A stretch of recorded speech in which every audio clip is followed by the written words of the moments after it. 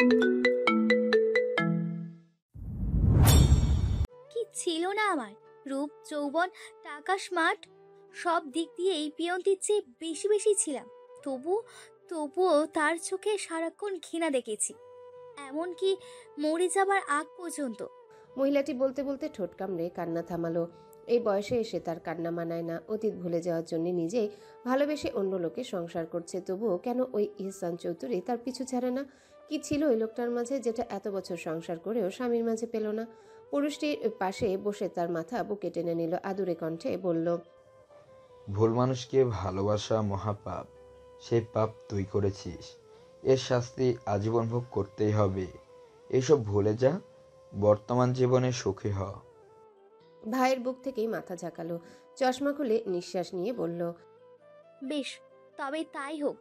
এহসান চৌধুরী যেহেতু এই পৃথিবীতে নেই, ও রেখে যাওয়ার চিহ্নটুকু বেশি দিন থাকবে না।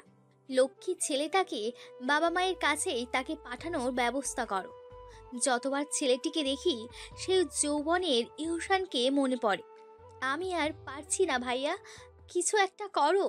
রাতে প্রমুখ দরকারি কাজে একটু বাইরে যায়। আজ তাইমা খানমের বাসা থেকে চলে যাওয়ার কথা ছিল, কিন্তু সিরাতের বায়নায় শেষে হেরে যায়। মাকে ছেড়ে যেতে হবে শুনে সে কান্নায় ভেঙে পড়ে। অবশেষে তাইমা খানম আর সিরাতের আবদারে রাজি হলো, তবে শর্ত ছিল কাল সকালে চলে যেতে হবে। বেচারি নিশ্চুপে মেনে নেয়। মাঝে মাঝে মনে হয় লোকটার ভেতরে প্রাণ নেই, ভালোবাসা নেই। এতদিন হুমকি ধামকি করে আসতে দেয়নি। তাইমা খানমও শত বায়না করলে সে না শোনার ভান করে বসে থাকতো। মা মেয়ে কেউই বুঝতে পারে না লোকটা চায় কি। আজ যখন নিয়েই এলো, তবুও চলে যেতে বলল কেন? সেই কষ্টেই মা মেয়ে কেঁদে কুল পায়নি। এতদিন বাদে এক হয়েছে, কত গল্প জমে আছে তাদের, এক রাতেই বুঝি শেষ হয়? প্রমুখ বাইরে যাওয়ার পর থেকেই তাইমার কোলে মাথা রেখে কথা বলে যাচ্ছে। আজ যেন মুখে খই ফুটেছে। এতদিনে পুষে রাখা কথাগুলো অনর্গল উগড়ে দিচ্ছে। তাইমা তার মাথায় বিলি কেটে নীরবে শুনছেন। রাত 11টার মাঝে ফিরে আসলো প্রমুখ। তাইমা খানমের রুম থেকে খিলখিলে হাসি, কথার শব্দ শুনে সেখানেই গেল। চোখে পড়ল সিরাতের মিষ্টি হাসি মুখ। তাইমার পেট দুহাতে জড়িয়ে ধরে কোলে মুখ গুজে শুয়ে আছে, তার মা মাথা টিপে দিচ্ছে। আচমকায় প্রমুখের ওষ্ঠে হাসির ঝলক দেখা যাক। সে এগিয়ে গিয়ে এক লাফে বিছানায় মেয়েটির গা ঘেঁষে ধপ করে শুয়ে পড়ল। আকস্মিক ঘটনায় সিরাত থকচকিয়ে ওঠে, তেতে উঠে বলল, এমন করলেন কেন? এখনো কিছু করা শুরু করিনি। প্রমুখ কথা শেষ করে সিরাতকে জাপটে ধরে বিছানার অন্য কিনারে ফেলে দিল। মেয়েটি যেন বনে যায়। সেকেন্ডের ভিতর কি ঘটলো বুঝতে তার কয়েক মিনিট লাগলো। ততক্ষণে ছেলেটি নিজেই খুব আয়েশ করে তাইমার কোলে মাথা রেখে আবেশে চোখ বন্ধ করলো। মনে হলো দীর্ঘ 28 বছর পর সে কোনো নিরাপদ জায়গায় মাথা রেখেছে, যেখানে আছে শুধু সুখ আর শান্তি, চারিপাশে ভালোবাসার বেড়াজাল আর আদুরে ছোঁয়া। ছেলেটা একটা দীর্ঘশ্বাস ফেলে বলল, সিরাত, অনেক হয়েছে একা একা আদর খাওয়া। এবার থেকে শুধু আমাকে আদর করবেন। নিন, মাথায় হাত বুলিয়ে দিন। সিরাত চোখে মুখে একরাশ বিস্ময় নিয়ে শোয়া থেকে উঠে বসে। তাইমা খানমেরও একই অবস্থা, তার হাত আপনা আপনি থেমে গেছে, চোখে তার অবিশ্বাস। প্রমুখ মাথায় হাতের স্পর্শ না পেয়ে ক্লান্ত চোখ জোড়া অল্প মেলে আদুরে কণ্ঠে বলল, একটু মাথাটা টিপে দাও তো মা, খুব ক্লান্ত লাগছে, ঘুমাবো। তাইমা খানম চমকালো, চোখ পিটিপিটি করে তাকিয়ে অনবরত মাথা ঝাঁকালো। এরপর গাল ভরে হেসে মাথা টিপে দেওয়া শুরু করলো। তার চোখে খুশির ঝলক, যেন বিশ্বাস করতে কষ্ট হচ্ছে ছেলেটা তাকে মাথা টিপে দিতে বলেছে। সে নরম স্বরে বলল, আব্বার আদেশ চিরধার্য করা হলো। আমি মরে যাওয়ার আগ পর্যন্ত আব্বার মাথা টিপে দিব।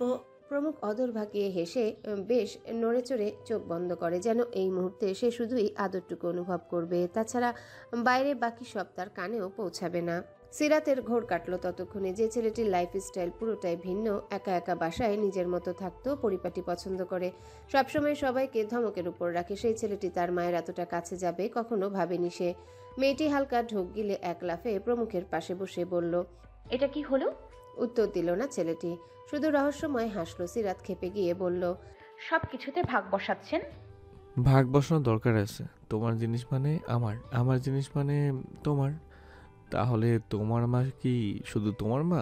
হিংসুটে মহিলা, যাও এখান থেকে দূর হও। সিরাত পরপর আবারও ভ্যাপাচাকা খায়, দুহাত দিয়ে চোখ কচলে বিড়বিড় করে বলল, এসব কি কেউ আমাকে বলবেন? এখানে হচ্ছেটা কি? নির্ঘাত এই লোক রাত দুপুরে গাঁজা সেবন করে এসেছে, ভুলভাল মাথায় যা আসছে তাই করছে। প্রমুখ উত্তর দিল না। তাইমা খানম হঠাৎই মিথ্যা রাগ দেখিয়ে বলল, এখনো বসে আসছিস আব্বাজান? কি বলেছে শুনিসনি? যা তোর রুমে যা, ঘুমা। সিরাত মুখ ফুলিয়ে হনহন পায়ে পাশের রুমে চলে যায়। পরক্ষণেই মুখ ভেঙচি কাটতেও ভুলল না। তাইমা খানম খুব যত্নে ছেলেটার মাথা টিপে দিল। পরম আদরের ছোঁয়ায় একসময় প্রমুখ সেখানেই ঘুমিয়ে পড়ে। অজান্তেই তাইমার হাত জড়িয়ে বেঘোর ঘুমে তলিয়ে যায়। সিরাতও অপেক্ষা করতে করতে নিজেও কখন যে ঘুমিয়ে পড়েছে তার হিসাব নেই। রাত 1টায় তাইমা দুজনকে খুব কষ্টে ঘুম থেকে উঠালো। এক প্লেটেই ভাত মেখে এক প্রকার যুদ্ধ করে খাইয়ে দেয়। যেমন খাবারের প্রতি অনীহা সিরাতের, ঠিক তেমনই প্রমুখ। তাইমা অবশেষে খাওয়ার পর্ব শেষ করে নিজে খেলো। প্রমুখ খুব কষ্টে নিজের দেহটা টেনে টুনে নিয়ে ঘুমে ঢুলতে ঢুলতে সিরাতের রুমে যায়। দরজা চাপিয়ে তৎক্ষণাৎ ঝপাত করে মেয়েটির পাশে ঘুমালো। বউকে শক্ত করে বুকে জড়িয়ে ধরে গালে গাল ঘষে ঘুম ঘুম কণ্ঠে বলল, তুমি অনেক আবেদনময়ী জান, এত জ্বালাচ্ছ কেন আমায়? রায়ান কোথায় তুমি? বাম হাতে ফোন তুলে নম্র গলায় প্রশ্ন করল প্রমুখ। রায়হান তখন গাড়িতে বসে আছে, সাধারণত তার কাছেই আসছে। সে তৎক্ষণাৎ উত্তর দিল, এই তো আর 10 মিনিট, এসেই পড়েছি। ওকে রাখছি। ফোন পকেটে রেখে চোখ বন্ধ করে গান শুনতে লাগলো। কিছুক্ষণ আগেই প্রমুখ শপিং মলের সামনে এসেছে। সকালে সিরাতকে নিজের বাসায় রেখে কাজের জন্য বাইরে চলে আসে। শপিং মলের পাশে গাড়িতে শুয়ে অপেক্ষা করতে লাগলো সে। অতি ব্যক্তিগত কারণে আজ ছেলেটার সাথে দেখা করার কথা। সে চাইলে কবিরকেও ডাকতে পারত, কিন্তু কবিরের উপর অন্য কাজ চাপিয়ে দিয়েছে সে। তাছাড়া যে কারণে ডেকেছে সেই কাজটা কবিরের থেকেও রায়হান বেশি পটু। প্রায় 9 মিনিট মাথায় ঘেমে জবজবে শরীর নিয়ে হাঁপাতে হাঁপাতে আসলো রায়হান। গাড়ির গ্লাসে 3বার টোকা দিল। হালকা ঢোক গিলে তৃষ্ণার্ত গলা ভিজিয়ে ডাকলো, স্যার এসেছে। প্রমুখ হাতের সাহায্যে দরজা খুলে দিল। মাথা একটু বের করে বলল, এনেছিস? দ্রুত দে, আরও অনেক কাজ বাকি আছে আমার। রায়হান পরপর 2বার মাথা উপর নিচে করে পকেট থেকে বের করে, অতঃপর প্রমুখের হাতে দিয়ে বলল, এই যে আপনার জিনিস, যেমনটা বলেছিলেন ঠিক তেমনটাই আছে। শাবাজ রায়হান, তোর এই মাসের স্যালারি দ্বিগুণ হয়ে যাবে। Thank you sir. রায়হান খুশিতে গদগদ হলো। প্রমুখ ওষ্ঠ বাঁকিয়ে হেসে কাঙ্ক্ষিত জিনিস প্যান্টের পকেটে রাখলো। এরপর সাবধানতার সুরে বলল, আমি অনুপস্থিত থাকলেও কোনো কাজ যেন থেমে না থাকে। তাছাড়া একটাই শত্রুপক্ষ, নজর দেওয়া তো দূর, চোখ তুলেও যেন না পড়ে। Be careful. যাকে অফিসের আশেপাশে সন্দেহজনক মনে হবে সব কয়টাকে জ্যান্ত কবর দিবি। It's my order. G sir, আপনি নেই মানে অফিসের পুরো দায়িত্ব আমাদের। এটা নিজের মনে করে সর্বত্র রক্ষা করার চেষ্টা করব। আপনি চিন্তা করবেন না, নিশ্চিন্তে যেতে পারেন। প্রমুখ গাড়ি স্টার্ট দিল। তৎক্ষণাৎ রায়হান উচ্চস্বরে বলল, বেস্ট অফ লাক স্যার, আপনাদের যাত্রা শুভ হোক। কোনো প্রয়োজনে গার্ড দরকার হলে আমাকে নয়তো কবিরকে জাস্ট একটা কল করবেন, আমরা তৎক্ষণাৎ রওনা হব। আপনার সকল বিপদে আমরা পাশে আছি। সাবধানে যাবেন স্যার, ভালো থাকবেন। মার্কেটের ভেতরে প্রথম ঘুরে ঘুরে মেয়েদের ড্রেস দেখা শুরু করলো ছেলেটি। তার সাথে মার্কেটের স্টাফ আছে। আজ অন্য সব পোশাকের থেকে ওয়েস্টার্ন বেশি চোখে পড়ল তার। পাশের মেয়েটি বলল, স্যার আপনার চয়েস দারুণ। প্রমুখ পাত্তা দিল না। কেন জানি মনে হলো মেয়েটা তার দিকেই ড্যাব ড্যাব করে তাকিয়ে আছে, যার ফলে ধীরে ধীরে মেজাজ নিয়ন্ত্রণ হারাচ্ছে। মেয়েটার মুখের প্রশংসা তার মস্তিষ্ক বিগড়ে দিল, কিন্তু ঠিক এই কথা সিরাতের মুখে শুনলে প্রতি উত্তরে একটা টাইট চুমু খেয়ে ফেলতো। প্রমুখের পাত্তা না পেয়ে মেয়েটি তার অ্যাটিটিউডে আবারও বিভোর হয়ে যায়। প্রমুখ অন্য পাশে গিয়ে নিজের মতো ড্রেস উল্টে পাল্টে দেখতে লাগলো। মেয়েটি সরল মুখে বলল, ম্যাম চিকন নাকি মোটা সেই হিসেবে ড্রেস নিন, আমি আপনাকে হেল্প করছি। আমার বউ একদম পারফেক্ট, মোটাও না চিকনও না। মেয়েটি হাসলো। প্রমুখ নিজেই খুঁজে খুঁজে শর্ট শর্ট ড্রেস আর কয়েকটা প্যান্ট নিয়ে নিল। 4টা শর্ট টপস হাতে নিয়ে বলল, এই দিনটাও প্যাক করে দিন। জি স্যার, এখানে আরও ড্রেস আছে, দেখতে পারেন। ছেলেটা অন্য পাশ ঘুরে এবার নাইট ড্রেস হাতে নেয়। এগুলো তার বউ পরলে ঠিক কেমন দেখাবে ভাবতে লাগলো। কখনো 3 পিস ছাড়া অন্য কিছুতে দেখার ভাগ্য হয়নি। এবার বউকে তার কথা মতো চলতে হবে। সে যা পড়তে বলবে তাই পড়বে। দরকার হলে কিছু না পড়েও তার সামনে বসে থাকবে। অজান্তেই এসব ভেবে শব্দ করে হেসে দিল প্রমুখ। হাতে 3-4 রকম নাইট ড্রেস নিয়ে স্টাফকে দিল। টপ সাধারণত প্যান্টের সাথে পরবে, সবগুলোই পেট পর্যন্ত, একটা আবার তার থেকেও শর্ট। কয়েক ধরনের ড্রেস কিনে কসমেটিক্স কিনলো। বিভিন্ন রকমের লিপস্টিক নিজে চয়েস করলেও মহিলা অ্যাসিস্ট্যান্টকে বলল মেয়েদের যাবতীয় জিনিস দিয়ে দিতে। যেহেতু সিরাত 3 পিসে কমফোর্টেবল ফিল করে তাই মাত্র 4টা পিস নিল। কারণ মাথায় তার অন্য প্ল্যান চলছে। যেভাবেই হোক প্রতিদিন বউকে সে বিভিন্ন বিভিন্ন রূপে দেখবে, কখনো বাঙালি মেয়ে, কখনো বিদেশি নারী, কখনো আবার সাধারণ মেয়ে। তাই নিজের মতো সব কেনাকাটা করলো, কিন্তু বিপত্তি ঘটলো অন্য জায়গায়। শেষে জুতার কাছে গিয়ে সে হতাশ হলো। সিরাতের পায়ের সাইজ তার জানা নেই। অবশেষে ফোন করলো সিরাতকে, বলল তোমার জুতার সাইজ কত? সিরাত বসে টিভি দেখছিল। ফোন করে এসব জিজ্ঞাসা করে সে কিছুটা বিব্রত হলো। প্রমুখ আবারও বলল। কি হলো, কত? সিরাত আমতা আমতা করে বলল। ওভাবে কখনো জানা হয়নি। কেন, কি হয়েছে হঠাৎ এমন প্রশ্ন? প্রমুখের মেজাজ গরম হলো। কি মেরে বাবা, সামান্য জুতার সাইজ জানে না? তার সন্দেহ লাগলো মেয়েটি অন্য সবগুলোর সাইজ জানে তো। সে বিরক্তি নিয়ে বলল। এমনি জিজ্ঞাসা করলাম, আমি মার্কেটে, কিছু লাগবে তোমার? সিরাতের মার্কেটে যাওয়া হয়নি অনেক মাস। মাঝে মাঝে সায়রার সাথে 2বার খুব দরকারে গিয়েছিল সে। তখন নিজের প্রয়োজনীয় কিছু জিনিসও কিনে আনে। প্যাড আর অন্তর্বাস কিনেছিল অনেকগুলো, যেহেতু বারবার আসা হয় না। তাছাড়া এসবের কথা তো প্রমুখকেও বলা যায় না। তাই যেগুলো কিনা ছিল সবগুলোই এতদিন ব্যবহার করছে। এখন আসলেই তার দরকার, কিন্তু কিভাবে মুখে বলবে সে ভেবেই তার লজ্জায় মুখটা লাল হলো। লোকটার সাথে কখনো এসব বিষয়ে কথা হয়নি, তাই জড়তা ঘিরে ধরল তাকে। আমতা আমতা করে বলল। না মানে কিছু লাগবে না। সন্দেহ হলো প্রমুখের, মেয়েটা এমন করছে কেন? সে ধমকের সুরে বলল। কি হয়েছে জিজ্ঞেস করেছি, কিছু লাগবে নাকি? সিরাত চোখ খিচে বলল। না মানে লাগবে পার্সোনাল জিনিস। কপাল কুঁচকে গেল প্রমুখের। তার আবার কিসের পার্সোনাল জিনিস? তাই জিজ্ঞাসা করল। কি জিনিস যেটা আমি জানি না? কিছু না, কিছুই লাগবে না, আপনি শুধু বাসায় আসুন। প্রমুখ রেগে গেল। সিরাতের কি এমন পার্সোনাল জিনিস যেটা সে জানে না? চোয়াল শক্ত করে রুক্ষ মেজাজে বলল। বলো বলছি, এই মুহূর্তে বলবে। কিসের পার্সোনাল যেটা স্বামীকে বলা যাবে না? তোমার সব কিছু জানার অধিকার আমার আছে, 2 সেকেন্ডের ভেতরে বলবে। সিরাত পড়ল মহা বিপদে। এ কোন পাগলের পাল্লায় পড়ল সে? মাথা চাপড়ে দীর্ঘশ্বাস ফেলল। দুঃখী কণ্ঠে মিনমিন করে বলল। অন্তর্বাস লাগবে।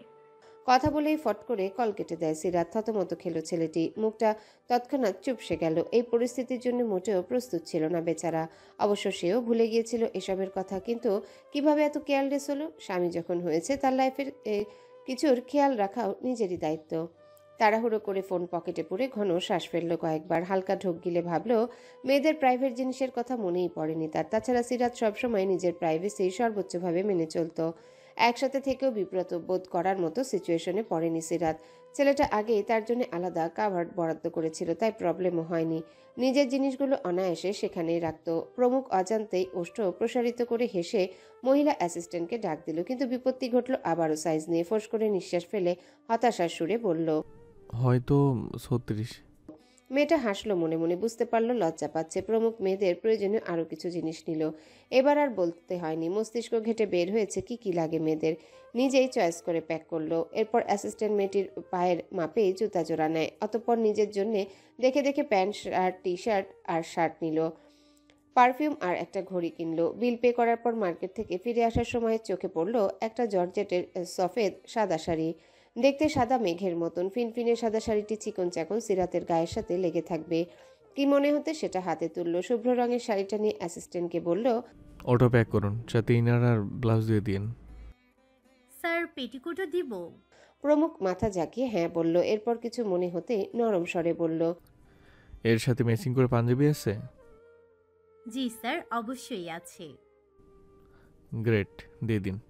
2 হাত ভর্তি শপিং ব্যাগ নিয়ে প্রমুখ মার্কেট থেকে বের হলো। তার সাথেও শপিং মলের এক যুবক এসেছে ব্যাগগুলো এগিয়ে দিতে। সে গাড়িতে উঠে ব্যাগপত্র পাশে রাখলো। কখনো সিরাতকে শাড়িতে দেখা হয়নি তার। কেমন লাগবে সেও জানে না, কিন্তু ইমাজিন করে মুগ্ধ হলো। নিশ্চয়ই নোরা ফাতেহির মতো লাগবে। চিকন কোমরটা দুলিয়ে দুলিয়ে হাঁটবে তার সামনে দিয়ে, একদম অন্যরকম রূপে ফুটে উঠবে। মনে মনে কল্পনা করে গাড়ি স্টার্ট দিতে দিতে প্রমুখ বলল। সাদা শাড়িতে মেয়েদের চোখ ধাঁধানো মরণ রূপ ফুটে ওঠে।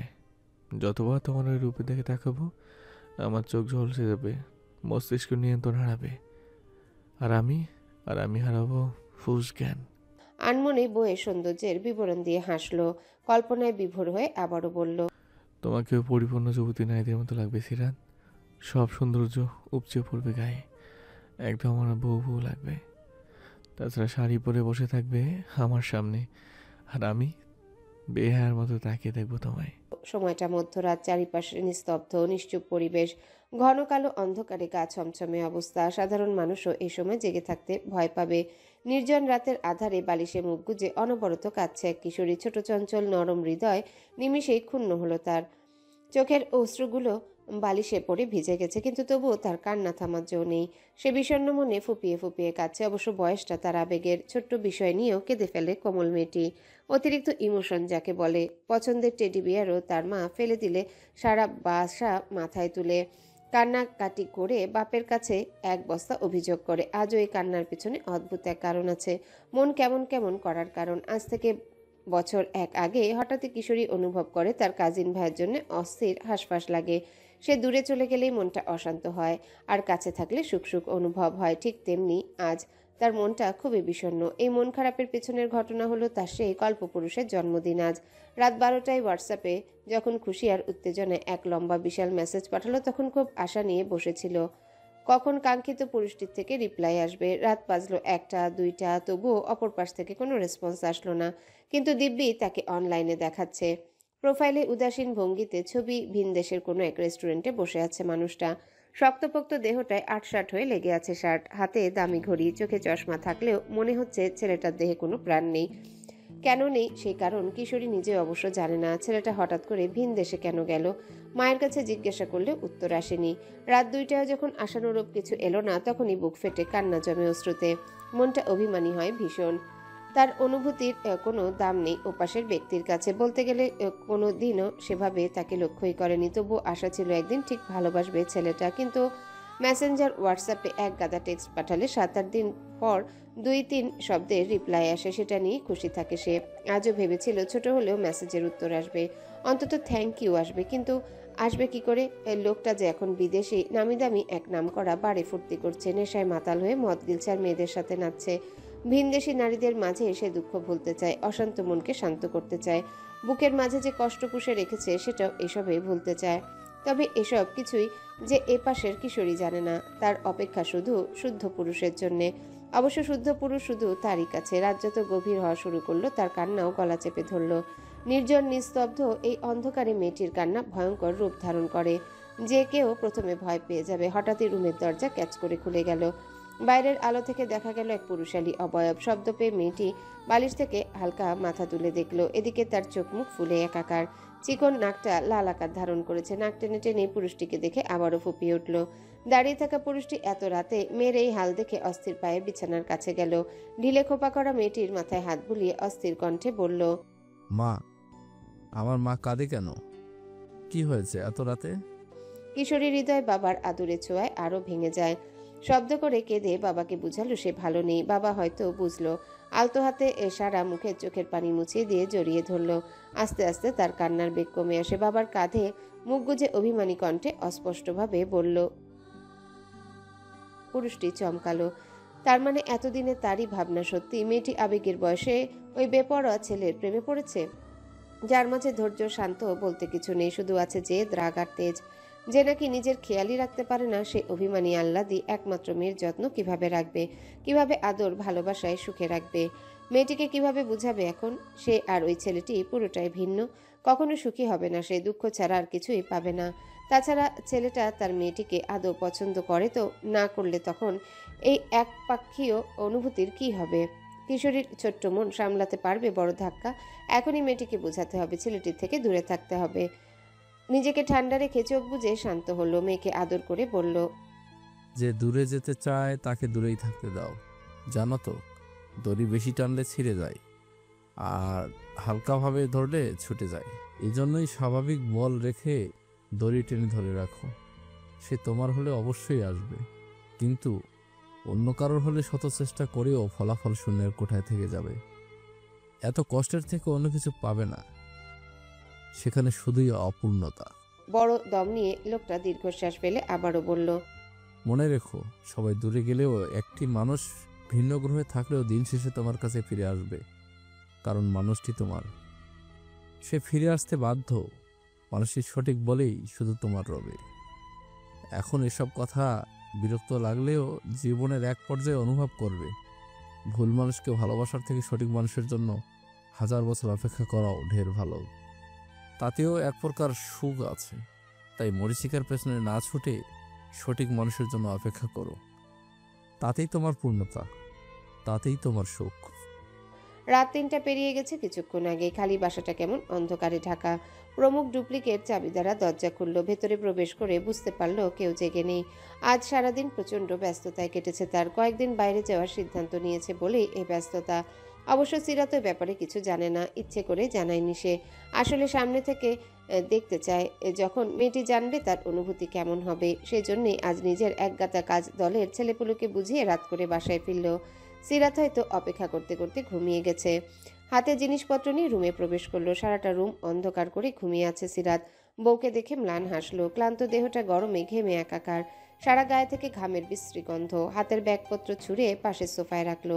কোমরে দুহাত রেখে সামনে তাকে বড় বড় শ্বাস নিল। অচিরে বইয়ের ঘুমন্ত মায়াবী মুখশ্রী দেখে অন্তরাত্মা ঠান্ডা হলো। এক অদৃশ্য শান্তি অনুভব করলো সে। কিছুক্ষণ পর আয়নায় নিজেকে দেখে চোখ মুখ কুচকালো। এই মুহূর্তে গোসল করাটা ভীষণ জরুরি, তারপর না হয় বউকে মন ভরে দেখা যাবে। আজ হাতে শুধু টাওয়েল আর 3/4 প্যান্ট নিয়ে ওয়াশরুমে যায়। লম্বা এক শাওয়ার নিয়ে বেরিয়ে এসে মাথা মুছল। শার্টবিহীন ফর্সা শক্তপোক্ত দেহটা দৃশ্যমান হলো। হাতের পেশিগুলো ফুলে ফেপে আছে। লোমহীন চওড়া বুকটার দিকে তাকালে যে কোনো মেয়েরই গলা শুকিয়ে আসবে। প্রমুখ এগিয়ে গেল বিছানার দিকে। দুহাত ভর রেখে বউকে দেখতে থাকলো। এসির পাওয়ার তীব্র হওয়ায় সিরাত জড়সড় হয়ে ঘুমাচ্ছে। কাচুমাচু ভঙ্গিতে বালিশে মাথা রাখা। ঘুমের ঘোরে খোপা করা চুলগুলো ছড়িয়ে ছিটিয়ে আছে। প্রমুখ হাত বাড়ায়, মুখ থেকে চুলগুলো খুব যত্নে সরিয়ে দিল। হাত রাখলো গালে। তৎক্ষণাৎ মুখটা পুরোপুরি দেখা গেল। ফর্সা ঠোঁট জোড়া ঠান্ডায় হালকা কাঁপছে। কোমল গলায় সোনালি লকেট। প্রমুখ গাল থেকে হাত সরিয়ে নরম কোমল ওষ্ঠে স্পষ্ট করে। আলতো করে স্লাইড করতে করতে মিহি কণ্ঠে ডাকলো, ওঠো সিরাত, আমি এসেছি। সিরাতের কোনো রেসপন্স নেই। প্রমুখ আলতো হেসে মেয়েটির গলায় হাত রেখে মৃদু ঝাঁকিয়ে পড়ল, হ্যালো বন্ধুরা, পরবর্তী পার্ট খুব তাড়াতাড়ি আসবে, তো সবাই অপেক্ষায় থাকো। আর চ্যানেলটি যারা এখনো সাবস্ক্রাইব করোনি তারা পরবর্তী পার্ট দেখার জন্য চ্যানেলটি সাবস্ক্রাইব করে রেখো। ধন্যবাদ সবাইকে, আমাদের সাথেই থেকো।